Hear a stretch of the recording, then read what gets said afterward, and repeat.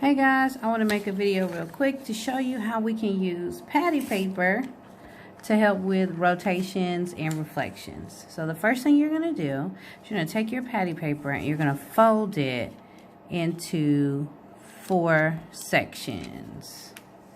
So first we're going to fold it in half. We got to make sure it's really straight.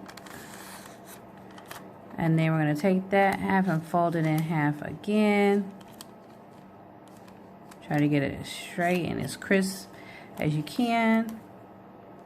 So that way, when you unfold it, it'll look like a coordinate plane. You'll have your x-axis and your y-axis here. Okay? So then, when you unfold your patty paper, you're going to want to highlight the positive x-axis and the positive y-axis. And that is so that when your students are writing the algebraic representation of their rotations, they always start with the positive x and a positive y. So we'll label it our x and our y. And we want them to write lightly on their patty paper, so that way when they actually have to do the rotations for tracing a figure, they can see what happens. So this will help them with the rules and to visualize them. So again, we start with our, sorry, let me move that down, make sure I'm in the shot, x and our y. But we also want them to label the axis, not x and y, but positive and negative. So this is the positive side of the x-axis, positive side of the y, it's negative and negative here. So that will help when we make our rotations. So let's start with the 90-degree rotation. So on your axis from here to here is a right angle. That's our 90 degrees. So when we turn, we're going to turn clockwise 90 degrees. So we're going to measure from here to here. That's 90 degrees. So that's just one turn. So now you'll notice our y-axis is here and our x-axis is here. Y is on positive and the x is on negative. So remember, when we're doing a rotation, we always start with positive x and positive y.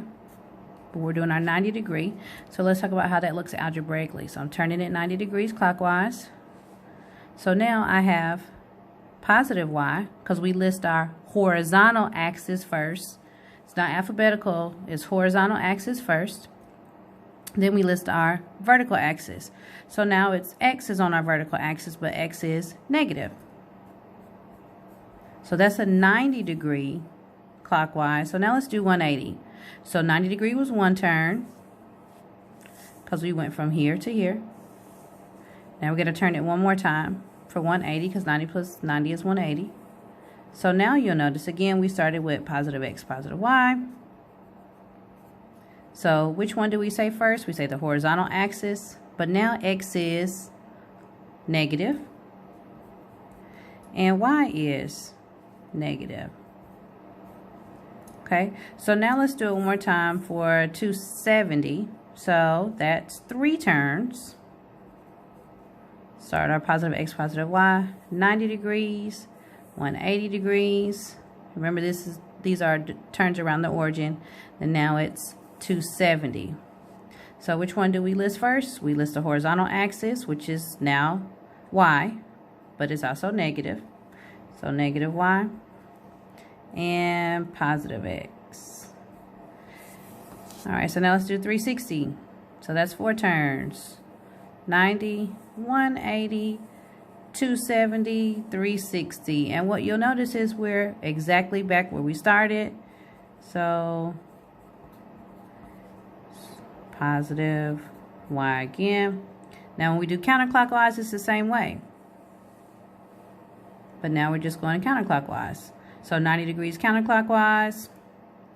The horizontal axis first, negative y, positive x. So 270 degrees clockwise is the same thing as 90 degrees counterclockwise. So now we're going to do 180 counterclockwise. And if you notice, in the same location it was before when we did 180 clockwise. So 180 degrees clockwise is the same thing as 180 degrees counterclockwise. Move that over just a little bit. And now we'll do 270 counterclockwise. It's 90, 180, 270. And that is the same thing as our 90 degrees clockwise. Oops.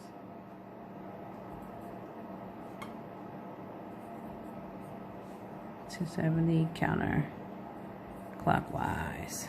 So this way the students can visualize what's happening during the rotation. Now, not only does this work for rotations, it also works for, I forgot to write 360 clockwise and 360 counterclockwise. It also works for reflections.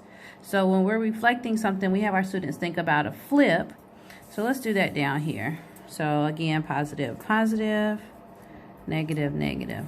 So when we're reflecting, we're flipping. So now I want to reflect over the y-axis. So I'm going to take my paper and I'm going to flip it this way. Now what you should notice is that our y coordinates stay the same, still on the positive, but the x became the negative. So when we're doing a reflection over the y-axis, again, we're reflecting over the y, boom. Y stays the same. X is now positive, negative. So then, now, when we're reflecting over the x-axis, you'll notice the x stays same place, still positive, but the y is now negative. So using this patty paper will help your students with rotations and reflections for their rules.